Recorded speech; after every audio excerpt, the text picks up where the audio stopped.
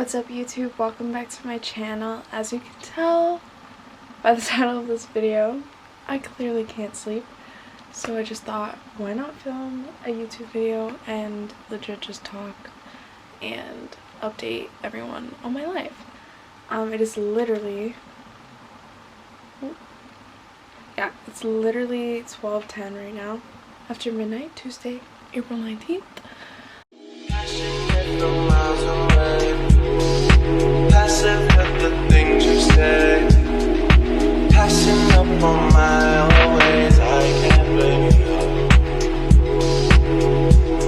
No. Passionate from miles away, passive with the things you. Okay, so I just put this little edge headband on because I have bangs. And let me move this. To be honest guys, like, I'm not even gonna be telling y'all really what I'm doing. Like, this isn't a tutorial really. Obviously, as usual, I've been MIA, but I have so many life updates that I just kind of want to like put them all in this one video. Because honestly, sometimes I feel like I live my life on like autopilot, and then when like crazy stuff happens, I'm like thrown back into the fact that I'm living like life, you know what I mean? I've always been super transparent about my mental health on social media, and even on YouTube. Like, if you go back a couple years, I did a video talking about my mental health story and growing up with like mental health issues, and you know, just like how I've coped like the right and wrong ways in the past. And I think now I'm about to be 23 in a couple months. It is very like weird to the fact that I still kind of have to learn to cope. Like, I'm still learning to do all of those things, and I feel like that's kind of like a never-ending story for people who have mental illness. So I'm like a big animal enthusiast. I love animals. I love exotic animals. I love just pets in general. I think I've made about like 2 like meet my pet videos on this channel, and you guys always love when I like post my animals and stuff. In March, well technically February, I lost one of my ferrets, Thunder. If you're following me on social media, Thunder has been in my videos before. I'll insert a little clip and picture. And it was pretty tragic, I'm not gonna lie. We assumed he slipped out of the house and he was missing. We searched for him all night. We searched for him for days. We made posters, signs online, the whole thing. Yeah, so we did basically everything that we could do, thinking that my ferret slipped out of the house in the middle of the night. And about a week later, I went to my best friend's house, and I basically came home to the news that they did find him, but he had actually been inside the house the whole time, which was one of our first thoughts. But because of the way that it happened, it just made no sense. Kind of. It made no sense that he would be out of the house, but it also started to make no sense that he would be in the house. He had ventured into one of the vents that wasn't locked down. We're still not even sure which one. Now all of them are, but we weren't sure at that moment. He went into one of them that was near part of our house, closer to the furnace. And okay, it's very hard to talk about this still, obviously. But eventually it kind of started to smell, and that's how we figured it out. So the next day was spent kind of taking apart our vents in the basement so that we could get him out. He passed pretty quickly. I think he was just suffocated because he was so close to the fumes from the furnace, and I don't think he really suffered. Sorry, I'm trying to talk about this, but yeah, like, people don't talk about it because I feel like there's still a lot of stigma and like judgment from other people who don't understand that animals easily become a part of your family. And that's what my ferrets are to me. They're my family. And especially Thunder. If you guys know the story of Thunder, like, I adopted him. He literally lived on the streets and his last owner found him that way. And she was giving him away because she couldn't bring him into her new living situation. And I went across the border. Need to just normalize the fact that the grieving process is the exact same as it would be if someone close to you died, because I feel like people just expect you to get over it because it's an animal or a pet or something like that, and it's just not that simple. That's the most amazing thing about animals, is that they love you no matter what. And so losing him has been really hard, and I think that it's valid for me to say that we treat the mourning or the grieving process the same as if you lose someone close to you, because it feels the exact same.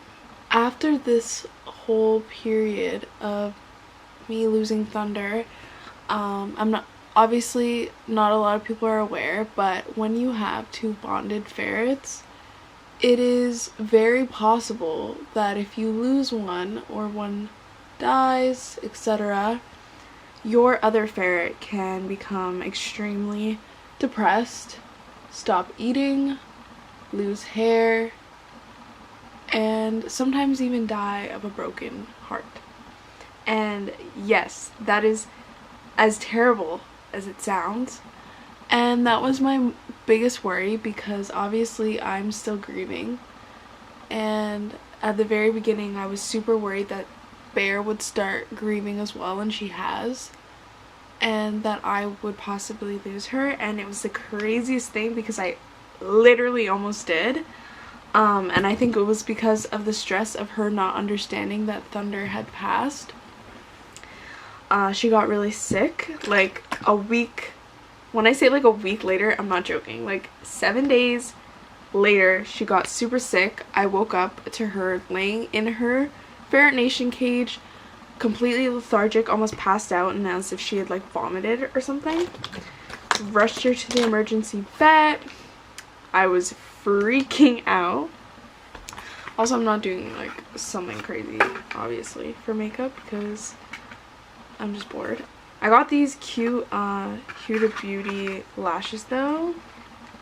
These ones. I think it's Samantha. Yeah. Samantha number 7 by Huda Beauty, and these are the lashes. They're cute. Rushed her to a vet and basically paid almost $1,000 for my vet not to tell me that she was just constipated, and basically he told me that she was on death's door and that I should expect her to pass. And if you're watching this YouTube video right now and you have an exotic animal and you're thinking of taking them to Walker's Line Vet in Burlington, Ontario, don't do it. That place only cares about emotional manipulation and taking your money. And that's what I'm going to say about that. I'm currently in the process of actually writing a formal complaint about that whole issue that I had with them. And I have found loads of other people who have had similar experiences to me. So I'm just telling you that, guys, right now, don't go there. They don't care about your animal, and they just want your money. Well, specifically their main veterinarian, who's supposedly an exotic veterinarian but knows nothing. which is hilarious. But Bear's fine, everything's fine, but she was exhibiting some like depression symptoms, and I got really worried because of all the commotion and the fact that I was genuinely worried that my ferret was gonna die. I adopted another ferret, so I currently have another new baby. Let's put this on. I need to focus, y'all. Don't look at my unblended concealer because that's anti-black. But anyways, yeah. So I have a new baby. Her name is Maggie. She is a sable ferret just like Bear. And she's 2 years old and a lot of attitude. I have the scars to prove it. She's actually in my room right now because she doesn't sleep because, like I said, she's a tyrant and all she wants to do. Guys, I called her a tyrant. And look at her. She likes to sleep in my drawers, just like Bear and Thunder used to love to do. Hi, baby. Say hi to YouTube. Hi, YouTube. She's acting sweet as if she knows that she's on camera. Everyone meet Maggie. She is 2 years old, like I said, and a sable ferret. As you can see, her dark patterns and everything. The dark bushy tail. She's honestly been a blessing at the same time as everything that's been going on. At first I was really worried that getting her would make it hard for me to develop a relationship with a new ferret so quickly, just because I just lost Thunder and we were so close. But she's actually helped with that process a lot more than I realized, and I think she's helping with Bear's process as well, because it's been hard for Bear. And they're slowly, emphasis on slowly, becoming very close. Because it's the same, like Bear is also very confused. She lost her brother just as much as I lost my little son. So it's just like time that has to be taken to like make everyone get used to everyone. But this is Maggie. So it's been a very like transitional period. Getting used to new things and also grieving, which I honestly haven't done that in a long time. Also, guys, I bought the Dior foundation. I think it's like the body and face foundation, and I'm obsessed with the way this coverage is. I've only used it once, but I love it. Like, it is so natural and buildable at the same time, which I really like a natural foundation that is also like something, if I wanted that medium coverage, I could get it. I got mine in the shade, I don't even know what shade this is, child. Oh, 4.5. Yeah. I've been learning a lot about this, about like how my mind works and processes grieving and stuff, which is something different, obviously. I'm also in therapy, which has been super helpful. I think that everyone should be in therapy, at least for a period of their lives, because I don't know, there's no shame in it. And for the first time, I'm seeing someone consistently who I feel that I can actually trust, and it's been a really good experience for me, and it's been helpful going through all these crazy life changes that I'm currently experiencing. I think the best part about being in therapy is the consistency, because one of my things that I struggle with clearly is consistency, and talking to someone who is like, you know, knowledgeable and educated in the things that I'm dealing with, but also super empathetic, compassionate, and just someone who's easy to talk to has never made the experience more worthwhile than I've ever experienced my amount of years going to therapy. And honestly, I just want to say that if you've ever wondered if you should go to therapy, or if you come from a place or like a household or a culture where therapy is very stigmatized and nobody wants to do it, who cares? Go to therapy.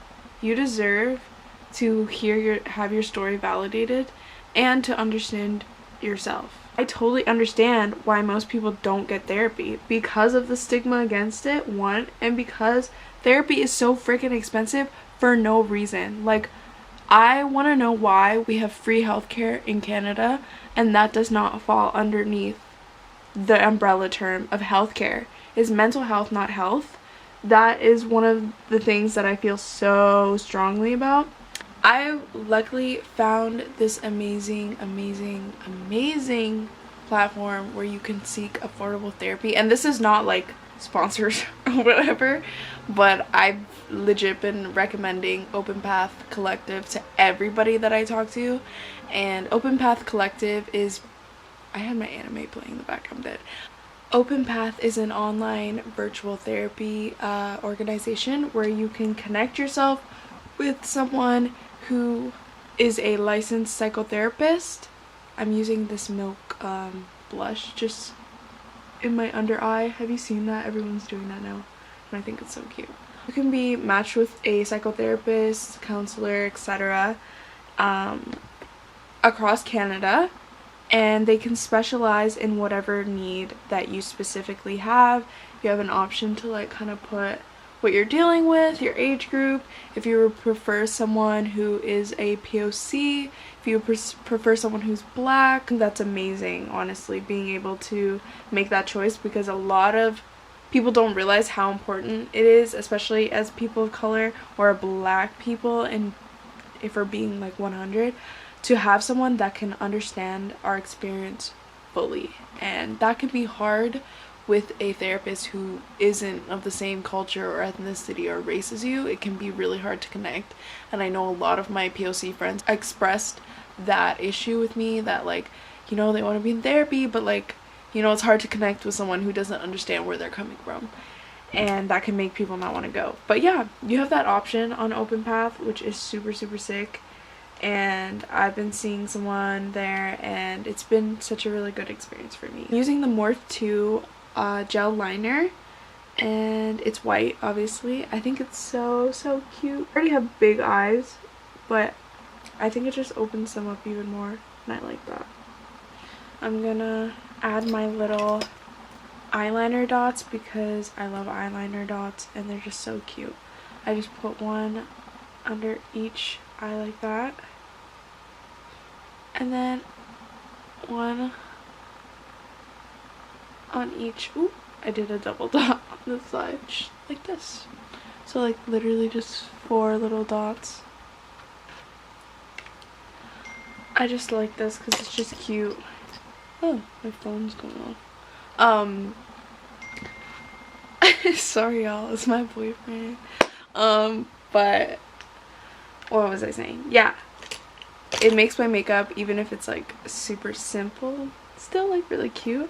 And I don't know if y'all follow that one girl on TikTok who kind of started this trend, but people keep eye contact with you more when you have these little dots. It's true.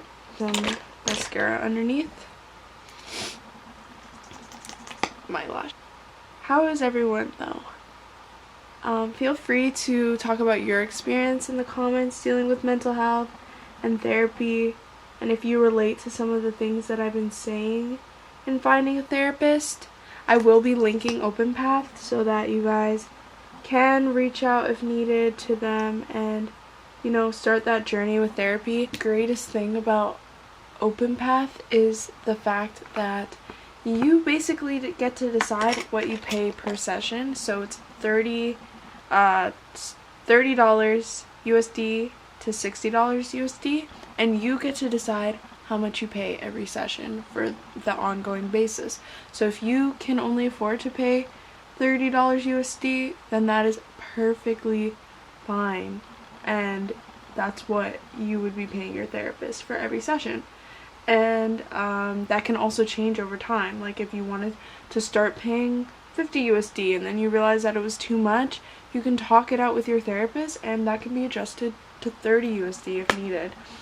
And I think that's super helpful for someone that is really stressed out, especially at this time in our lives, at this age. Like, we're all trying to figure out like how to make money, how to have a sustainable life. A really big trigger for someone's mental health could be finances. So why would we make that worse by making help so out of everybody's range to afford it? Like, I just don't understand that. So I'm almost basically done with my makeup. I'm just gonna add a little bit of more mascara on this bottom lash. And it's literally almost 2 in the morning because I keep having to charge this stupid battery and just continue filming. Like I kind of said at the beginning, like, you guys know that I love animals and stuff, and like this has also been kind of like a change, but like a very, very positive one. And everyone's gonna like laugh because if you know me, like, this is very much just hilarious. But I got a job. It's hilarious because anyone who knows me knows that I've never had a job except one job when I was like 18 years old, and it was at Winners. And I lasted 3 weeks, let's just put it that way. And then since then I've always been in school, so my parents really never pressured me to get a job or anything like that. They just said focus on whatever, and that's kind of what I did. So I work at a pet store, which is literally perfect if you know me and you think about it. I love animals, I love taking care of animals, I love educating others about animals. So honestly, it just made sense. And the pet store that I work at, I have been going to since I was like 17 years old, and I basically knew like most of the employees there, so them hiring me was so easy and seamless, and they're just such a great group of people to work with. We get that there's a stigma around pet stores and the information that they provide and the quality of the information that they provide and the people who work there. Luckily, the pet store that I work at, I do not have those issues. I feel like everyone there is super educated, but not only that, they're also passionate about what they do and animals. They care about animals. We have people who I work with that have housed or like taken care of the animals that we sell, which I think is so important. Some people like at super big like chain pet stores like Petco, they will hire people that literally know nothing about any of the animals that they're selling, and I think that's such a problem. Like, the amount of times I've gone to also, I'm using this little sample that I got in my Sephora order. It's one of Elia, and it came in, it's like a balm tint, and they're really nice. I like them. I think I might actually buy these colors, but I'm just putting some on my lips. And I kind of go like this. And they are actually, when they say hydrating, like, they mean that. Like, it actually feels like a lip balm, like a Nivea lip balm. This one's a little bit light. I kind of want something darker. Maybe this red. You know, kind of bringing a routine in my life, because I don't think I've ever had one, and I think routine is really good for people who struggle with their mental health. And also, this is just like helping with my grieving process at the same time, I think. I just took the headband off so I could see kind of how my makeup looks. And also, working there is kind of hard because it fuels my pet addiction as well. And I may have brought home a sand gecko last week. Sorry, Mom, I know you're still mad. She is also the most adorable little thing. I will insert pictures. That is basically all my life updates as of right now. I'm going to be back on YouTube because I am finally in a better place where I felt like I could actually talk about everything that's been going on, and I'm glad that I could talk about it on camera, and it was kind of therapeutic even doing that. So it's currently 2:19 and I'm just finishing my makeup and my hair. I have work in the morning, but who cares, right? This is really cute.